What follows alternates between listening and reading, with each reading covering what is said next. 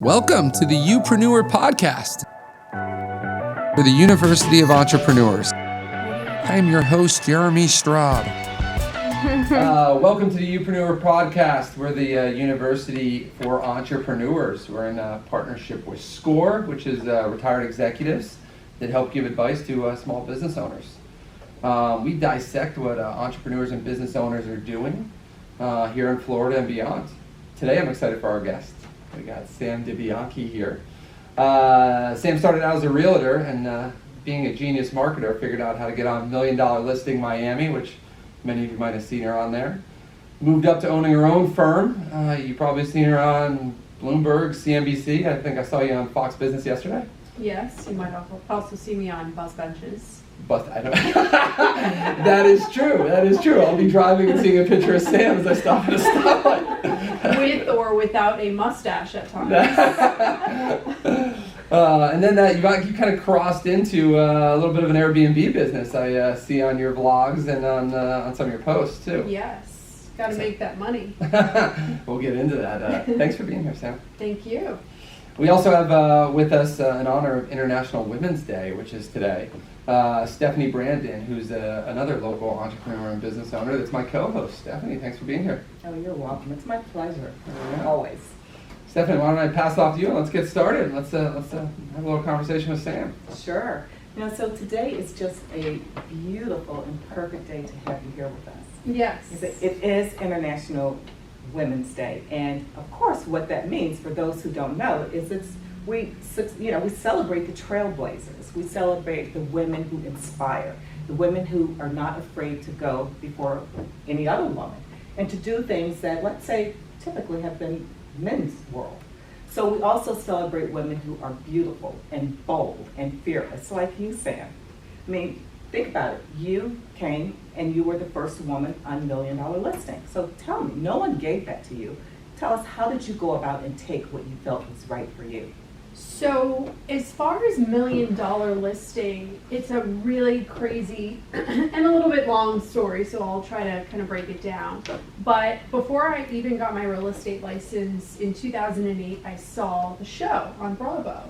And I remember I was with a friend and I said, if I ever, or when I do get my real estate license and get into real estate, I'm going to be on that show. Because it seems like anyone could really be on, apparently, according to what I was seeing on that specific episode. And, didn't think anything of it. Got my license in 2009, quit for a little bit, came back into real estate.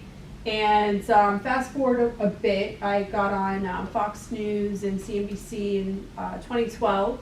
And I immediately was like, I want to get on the show, this $1 Million Listing. So I had kind of reached out to some people who I knew were in the television business, and I was able to connect with someone who was the agent for one of the realtors, the talent agent.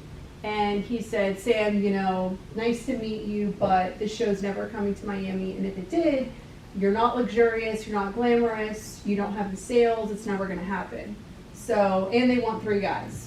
If they ever do come. And fast forward about 8 months later, I saw all over social media that $1 Million Listing was coming to a number of cities, Miami one of them. And again, I reached out to someone and the casting firm that was casting for the show, and I got that same exact response, and at the end it was, they really do prefer 3 guys. So I took it upon myself, because I'm a total nerd, to put together a PowerPoint presentation as to why I should be on the show, thinking, there's got to be more than just sales. Yeah, I did not have the sales. I really didn't have the listings at the time.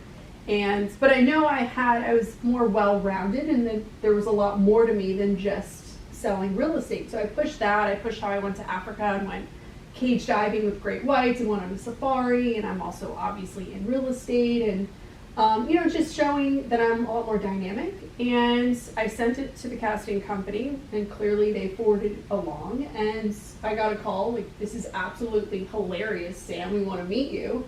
And the rest is history. That's right. You went after it. You knew what you wanted, and you went and you took it. Yeah, you just have to kind of sell yourself. Absolutely. At all times, is selling yourself.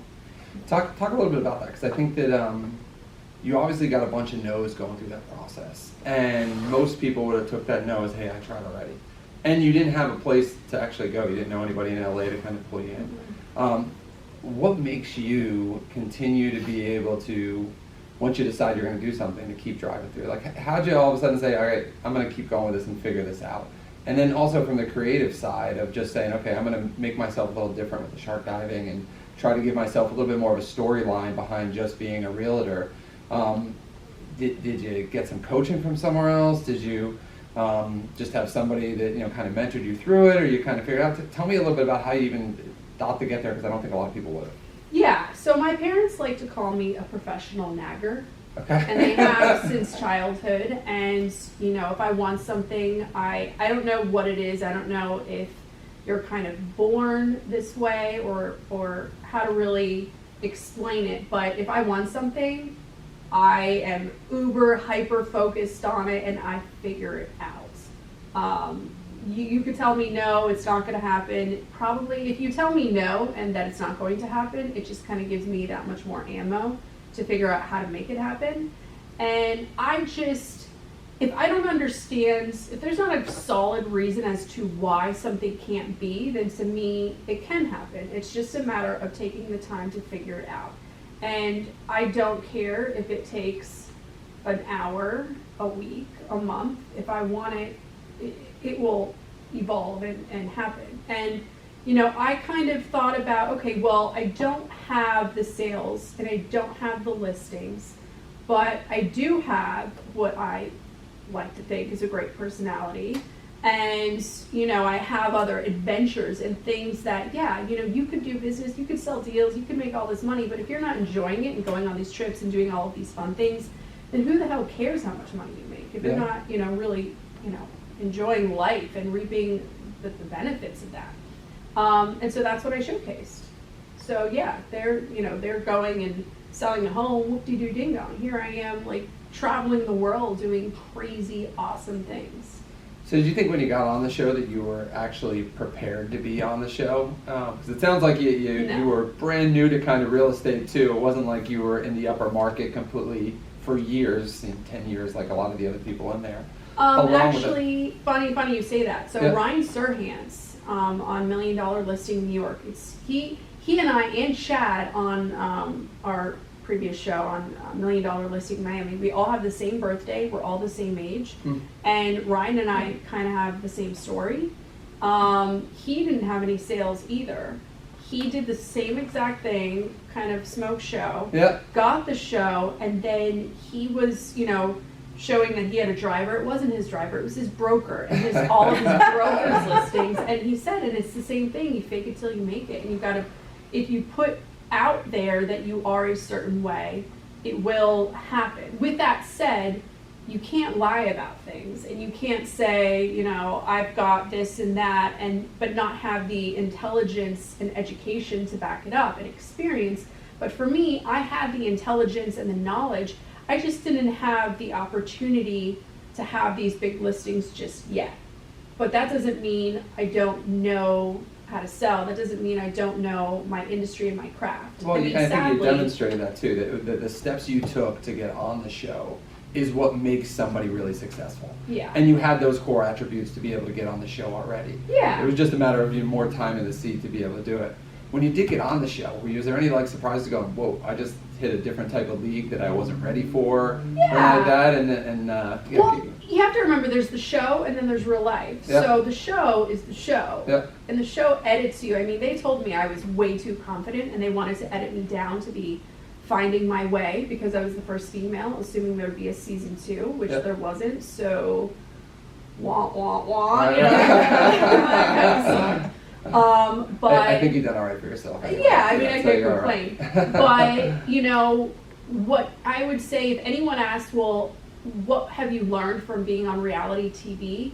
It's the power of visibility. And it doesn't, you know, everyone thinks they need a reality show. And I think that's the problem with today's society is everyone wants to be Insta-famous and be, you know, get posts for likes and for comments and for all this crap. And it's meaningless. It's what you do with all of that. And if you are going to be on a reality show, just know what you can do after it and know how to leverage that 15 minutes. I mean, at the end of the day, my show ended in 2014 and I still get crazy speaking opportunities, which I get paid very well. I get a lot of opportunities, business from it, obviously. And I think that's what you need to be prepared for. And I think you have been so amazing at building a brand. So for someone who's new, let's say a new entrepreneur, someone who doesn't have marketing dollars and they're starting out, and I know you started out, you did a lot of marketing on Facebook. Mm-hmm. Do you think that that's still an effective way for someone new in the business to start using social media as a way to market their business, and how would they go about building their own brand? Sure. So actually I read a quote, I think it was from Bill Gates. It was like, if you had $1 left, how would you spend it? And he said PR. Like, that's an obvious answer, to someone like me anyway. And that's because, it's not, everyone thinks, well, I have to have a television show or a commercial or all these big grand things, but a lot of times you could do all that, but if you're not ready from the other side, meaning, if you're not ready when the business comes in, then all of that is a waste of money and time and energy. So when I first started, nobody, as you know, wants to be your first client. It's like, oh, let's use Sam. She has 0 experience and she'll just experiment with us. Like, nobody wants to do that. So I started to post on Facebook about news and information and trends that were happening in real estate that I found interesting and that I was also then knowledgeable on and about, and I could discuss. I was blogging, so I was just writing my take on things because, again, it's great, and I see it all the time on Facebook. If you're going to use Facebook and you're going to post things, it's great to post other articles, but anyone could just read that themselves. So, like, what's your take? Make it your own and twist it into, let's say mortgage rates are going up. Okay, so many agents, real estate agents I see, or just people in general, they post that article, and okay, that's fine and dandy. But for me, if I'm posting something like that, I will post mortgage rates are going up. Here's my take on what you should do as a buyer or seller, and then make it your own so people are like, wow, Sam's right, or I disagree with her, but I'd like to learn more of her viewpoint, and then they contact you. There always needs to be some type of call to action and reason for people to want to work with you, because as you know, whether you're in the financial industry, in real estate, attorneys, there's so many of us. So what makes you different? Why you? Can you talk a little bit about that content creation? Because I think you brought up a really good point, right? People don't mind sharing stuff, but there's no engagement when people are sharing stuff on social. But the idea of building out your own content, let's talk about, I think yesterday you were talking about cash buyers down here in Florida, right? Mm-hmm. So what's the process for you? Because I think a lot of people don't consider themselves creative, or, I'm a business person, I'm a salesperson, but I don't know if I can write, or I don't know if I can if my opinion matters. Can you walk me through a little bit about what your process is for that? Is it a matter of, one day a week you're sitting blocking off time to be able to do it? Is it you see something and the mornings are quiet time for you and you're kind of writing? Is it like take you 10 ideas to get to one that you kind of do it? Do you pitch a ton of ideas to maybe the bigger stations or through PR, and maybe 1 or 2 of them go through? Walk me through a little bit of your process. So if we're talking about television, and going on the news, whether it's the or news, your blogs or newspaper, anything like that. If you want to get out in the public in that way, any type of news piece, like I'm to the point, it's a little bit different for me because I'm at the point where I know all the producers of all of these different channels, and I can text them or email them and say, hey, this is interesting news, here's my twists on it. And if there's nothing else truly important, then real estate gets on. Right. So well, maybe talk about, for the people that don't have that credibility yet, they don't have that exposure yet. So if it's more, well, what should I write about on these different social media outlets? Again, the biggest thing, whether you're going to post on social media or not, is know your industry. And I know that seems very elementary, but I can't tell you, especially in real estate, how many people just don't know their industry and don't know what's going on, which is very sad. So I, every morning and all throughout the day, I'm always on Twitter just reading, and I'm following all the different news outlets to know about any breaking news or just any different trends.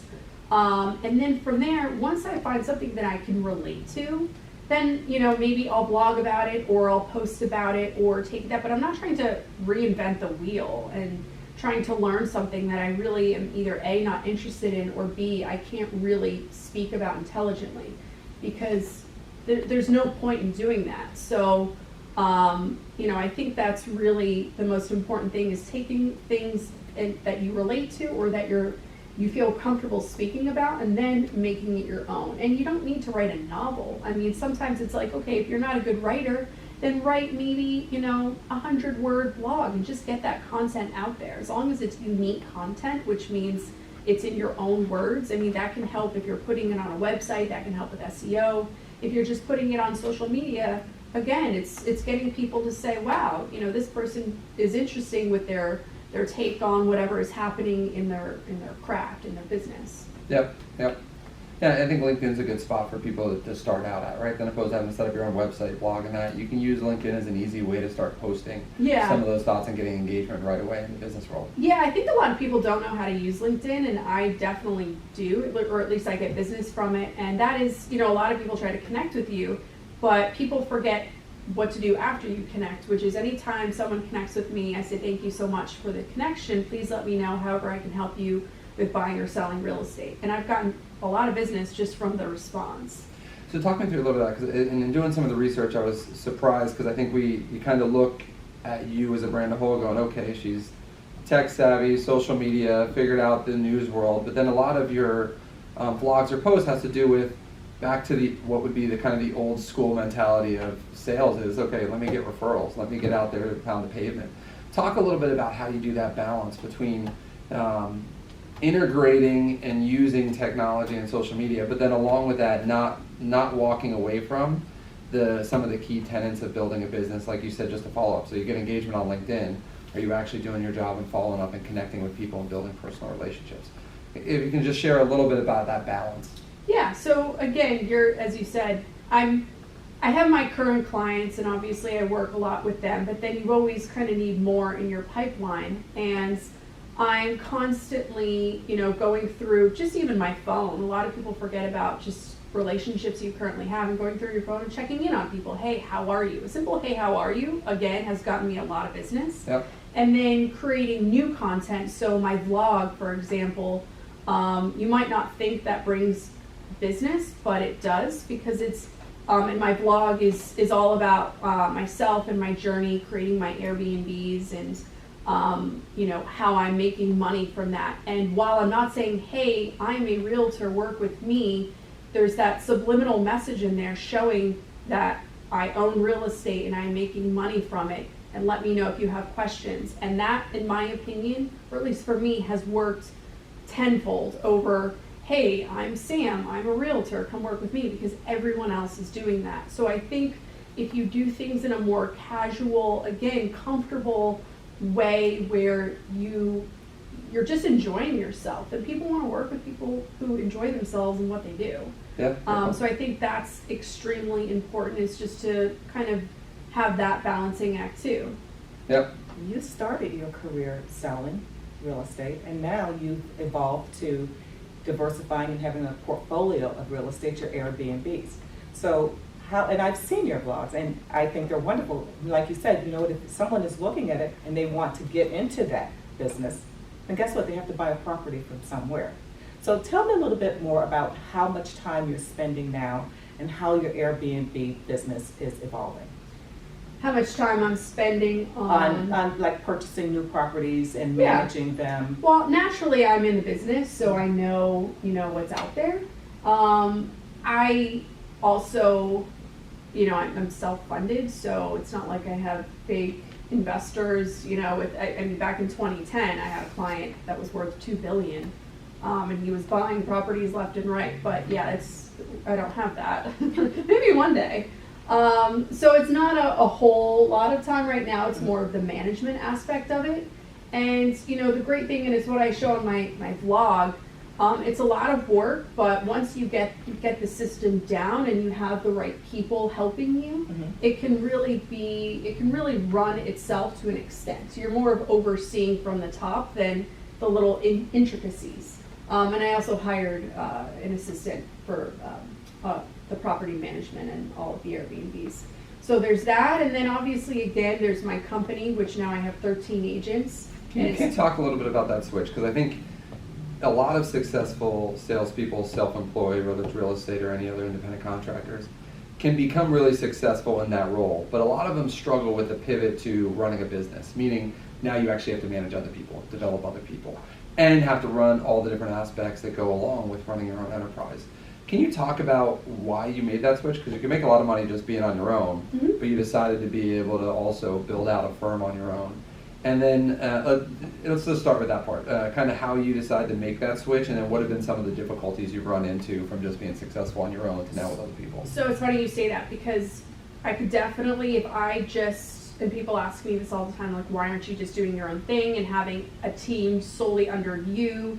And I would make a lot more money for sure. Yep. But with that said, so before real estate, I actually used to manage nightclubs, and I was an adjunct professor, which adjuncts get nothing. Yep. But I really enjoyed teaching. And for me, I love business, I love teaching, I love real estate, and I'm able to empower others and really grow other people. And for me, there's a dollar amount that maybe is, not tangible, but it's worth a lot more seeing somebody else grow and prosper, and help grow the whole business and brand of DeBianchi Real Estate, eventually, hopefully, DeBianchi Development. And that's worth a lot more than money to me. I don't know. Well, and I think it's also, in the short term, it might be a little bit less money, but usually what happens is if a top salesperson goes off into management, if you have one or two top people underneath you, you're not going to make the same amount of money. But as soon as you start to develop a large group, right? If you had 5, 10 of you and you were able to develop those people, now all of a sudden you're cranking a lot more money than you could have done on your own. It's just building out that program to develop those people. That's a lot of work and hard to do. It's a lot of work, it's a lot of time, and people don't think and realize how much time it takes. I mean, I've been in this business for 10 years now, and I just got a brick and mortar. Yep. So that's 10 years. And, you'll see television and social media and all that, but it takes a lot of time. And in real estate, with realtors, they're independent contractors for the most part, at least with my company.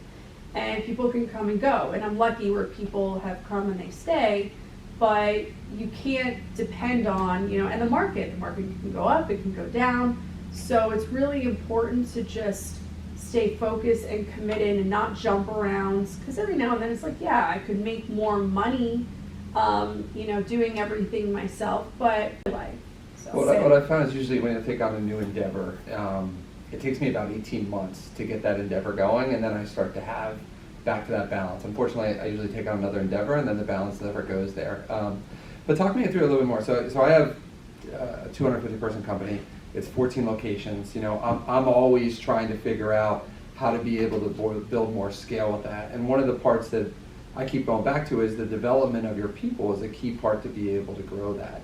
How have you been able to replicate yourself? Because you've been very successful on your own, and you're starting to develop other people. And maybe you haven't done that yet, and you're kind of thinking through it, but I think people would be interested in that struggle also, and then learning a little bit about that. But it's hard for a top person to be able to replicate and figure out what systems that I put in place, that whole part you talked about with $1 Million Listing, and those steps you took, and that attitude of just going, I'm a constant nagger, right? I'm just going to figure out a way. How are you starting to replicate yourself into your others and be able to try to build that scale? Well, I think that's probably the first and foremost, is that I can't replicate myself and I can't change people. Yep. And everyone has, and I'm sure you have this in your business, everyone has their own motivations, and there's something that drives them, and it's not going to be the same as you. And when I first started my company, I thought, I'm going to make everyone me. I'm going to make all this money. It's going to be great. But in reality, not everyone wants to work like me. Not everyone wants to be like me. Yeah. Not everyone wants to be on television. Not everyone wants to write and blog. So I sit with each and every agent. And this is a reason why I could have hundreds of people, but I don't have the time right now. And I'd rather have 13 really solid people than some of these real estate companies. They have 1,000 people. Yep. And I actually, Keller Williams just got rid of 11,000 ghost agents, Wow. which is people that don't transact. It's just saying we have all these agents. So Yep. to me, I'd rather have people that actually produce. Yep. So I sit with them and I kind of go over and say, hey, and I'm tracking their numbers. I know how many deals they're doing. I know how much money they're making. And, we kind of go through, how do we take your business to the next level? What are you doing to maybe we should be doing more of this marketing, maybe we should be going on social media, maybe we should be doing more old school types of marketing, which I'm a big believer on, more so than, you know, the technology. And, you know, going at it that way and motivating people versus trying to make them me. Because that was my number one problem that I realized early on, is that a lot of people want the end results of me, but they don't want to be me and do what I am doing. So Sam, let me ask you this. Your education background is in communications, and you started off in the hospitality industry. Yes. How did you know that real estate was for you? So that's a funny story. So growing up, my parents always taught me that realtors were snakes and con artists and scammers. And they always said I would be very good at real estate. I'm like, thanks, guys. So probably if they didn't put that in my brain so early on, I maybe would have gotten my license earlier. My parents also said, you know, it's always good to have a real estate license. And I kept putting it off because I saw these realtors, everyone got very fancy and dressed up, and it just seems like a smoke show to me. You know, I'm more of a little bit rough around the edges. I'm like a New Yorker. I know numbers. I love to analyze things to the core. And I'm like, this is not for me. And finally, when I was, in 2009, I got my real estate license. And about 6 months later, I quit because I wasn't getting anywhere with it. And I was just frustrated because, again, it's like, you get a license or you get a certificate, you pass something, you're like, oh, I'm gonna make all this money, you know, you've got this shiny new, you know, whatever it is, certificate. And I got really frustrated, and then suddenly I went back into it after a talk with my sister, because I was like, I don't understand why I can't get traction in real estate. She's like, Sam, you haven't been doing anything, you haven't been trying, you haven't been, you know, reaching out to people, telling them that you're in real estate and showing them that you're good at it despite you not having any business yet. She's like, you gotta quit bitching and quit everything and focus on it and go after it. And that's what I did. And at the time, I didn't have a lot of expenses. I was living with the roommates, which were my parents. And, you know, mom cooked dinner, so I didn't have to worry about that. And that was my mission, to make money and to move out. And I did, and the rest is history. So you've never second-guessed your decision to be in real estate? No, it's not, you know, I never second-guessed it because I promised myself I was not going to be like the realtors that I had seen growing up. I was going to be the realtor that I wanted to be, and in not just say I'm a realtor, I wanted to be in real estate. I wanted to have a lot of different aspects in the industry than, hey, Sam can sell you a house. Right. Like, that's not what I wanted to be. I like all the aspects of real estate. You know, I love investing in it. I love developing. I love the numbers side and explaining. You know, some people tell me, they're like, Sam, I don't need to know, you know, what the exit strategy is on the house that I'm buying. I just want a house right now. I'm like, but guys, like, I want to explain to you, if you ever did want to sell or get out of it, like, we could rent this, we could do this, we could do that. And I enjoy that. It's what I'm passionate about. So I've made my industry my own. Can we explore a little bit on the kind of the beginning? Because a lot of people that are listening, they're either starting a business and struggling, similar to how you were struggling in the beginning, or they're considering starting a business. And I know when I first started in the business and that, I remember literally living on overdraft protection. I mean, I was just like, the accounts were going down that, I was ramen noodles at night, I was hoping somebody would take me out for wings, and it was cheap wings at a bar that night, that's what I was going for. And throughout my career, as we've built up the businesses, there's been different points of dry spells, not to the point where I'm on overdraft protection anymore, but there's been points where it didn't happen how I wanted it to happen. Any advice as you're going through in that beginning 6 months, but even now as you go through, and you've done different business endeavors, and we've talked about it before, we both own restaurants, and I was fortunate I invested in a great owner-operator that worked out as one of my best investments. You had a different experience. Thank God. But can you talk a little bit about your advice to people as they hit those dry spells or those dips in cash flow or those investments that didn't work, on how to continue to persevere? Yeah, I mean, it's difficult, especially, I mean, look, the market, the real estate market, it's cyclical. So it's up, it's down, it's up, it's like a panic attack all the time. And I think it's just always knowing the business will come and always going back to basics. So anytime business gets slow, I go back to basics and I call people, I go out, I talk to people, and I think that's what people forget. It's like, oh, I have to post more on social media or go, put something online or do an e-blast. And yeah, that can work to an extent, but good old fashioned picking up the phone and calling someone and talking to them, and also just being raw and real and, hey, I'm looking for more business. If you have anyone that you can send me, please let me know. And there's nothing wrong with that. And I don't care if you're making $1 million a year or $50,000 a year.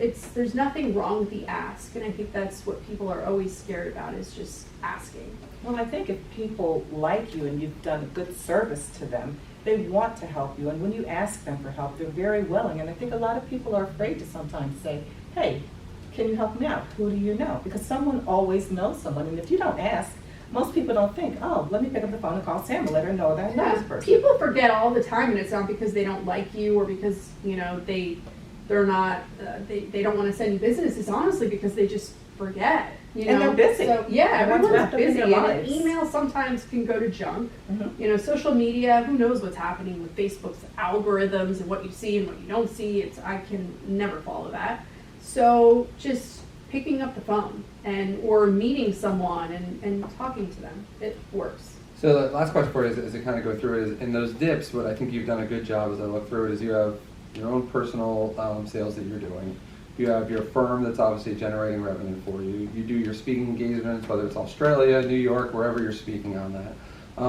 Along with that, you have your Airbnb, your own investment properties, and now you have your Airbnb property management where you're managing it for other people. Can you talk through a little bit about what made you decide to, because a lot of people will say you shouldn't serve two masters, just get really good at one and that, and you've, like a lot of successful entrepreneurs, have diversified those revenue streams and thought about other places to be able to make money than just one. Any advice on kind of how you went about your mindset doing it, or even is that a good thing for everybody, or should some people just focus in on one thing? I'm curious on your perspective. So I don't think I'm wearing too many hats because it's all within, and numerous people have said that to me. Yep. Because it's all within real estate. So everything that I do, I mean, whether it's speaking, it's about real estate or business. Or the business of real estate. Yep. And with my properties, it's all within real estate. With my management, it's real estate. It's not like I'm suddenly operating a restaurant. Right. Maybe I should have, though. But even the restaurant that I bought the real estate. Yep. So while I might have, lost money on the business, we made money on the real estate. Yeah, good point. So it's all, I think it's good to always stay in your lane. Yep. And that is important. And if you can invest, I mean, again, when I tell somebody this, yes, I can be in multiple things at the same time, but it's also because I'm knowledgeable in my business. So I'm telling someone to buy, I'm buying. I'm telling someone to sell, I'm selling. So you got to practice what you preach, and I think that's another angle of why I'm able to do what I'm doing. But at the same time, again, this is what works for me. A lot of people, that's not in their comfort zone. People don't want to go and invest in real estate or invest in a restaurant. They like to just do transactions, and that's all they want to do, and that's completely fine, and that's what makes them happy. So I don't think you need to try to be anyone or anything that you're not comfortable with. But you would agree it's important to reinvest in your business if you are a business owner, Oh, especially early 1,000,000%. on, taking the money and reinvesting and growing as opposed to, the instant gratification that so many people want these days. But you know what, it's funny because it's even with the, I guess for lack of a better term, the average realtor, the realtor that just transacts. You know how many people and realtors just don't want to take that commission money and just reinvest in some marketing, and they just expect business to come from zero. And sometimes it does, just because, their sphere and how many people they know and their referrals, which is great. But, you should go and market yourself or put yourself out on social media and do all of those things. But a lot of people don't. And again, to each their own. But And I especially if they personally, make a big commission, it's so easy to Right. take that and sit back and relax instead of reinvesting it and keeping that momentum going. right, And but that's a in lot of every people, business. yeah, a lot of people also go and they blow their money. Mhm. So for me, other than maybe my car, which I actually don't Is even it have like a anymore. car? Yeah, I know. I don't have that anymore. You know, my fiance Tony, he constantly he's like, oh, you know, you have this car, and I keep reminding him my lease was up, so I had to bring it back. So now I don't really have any high maintenance things anymore because I'm using his car. But but you know, I know people, especially when, you know, years back when there was a lot of money to be made and people were buying Ferraris and just crazy things, and then the market crashed. Right. And they all, I mean, they were foreclosing on their homes and just crazy stuff. So I think you always have to, at least I do, I always prepare for the worst. I save, but I also know that I need to be able to have some money to enjoy life and to spend and to travel. And then just having, you know, a good amount of money too to know where to, and how to grow my business. And I set aside, you know I want to spend X amount on marketing, X amount on PR, X amount on traveling. You know, I go to New York pretty often and I'll meet with clients and I'll do all of those things. So I have to set aside money for that too, which is also, you know, in my opinion, marketing. And yeah, it's just never being afraid to spend the money. You got to make the money, you got to spend the money, you got to save the money. Awesome. Sam, I appreciate you being here. Thank you. Hopefully we'll have you back on to hear about your travels, because I didn't get to dig into that at all, but I'd love to hear about it. But yeah, thanks for the time. Where can people find you if they want to engage, they want to learn more, especially about some of the Airbnb stuff you have, and they're thinking about that or getting into real estate? Yeah, so my social media handle is always at Sam DeBianchi. And if you misspell that last name, Google should We'll put it in correct the you. notes. Yeah, we'll put it in the notes, no worries. And then my YouTube is also, it's Sam DeBianchi. Awesome. Thanks, Sam. Appreciate Thank it. you. Yeah. Thank you Good for deal. watching the Upreneur podcast, and don't forget to like, follow, and subscribe, and share this with anybody who you think needs to hear it.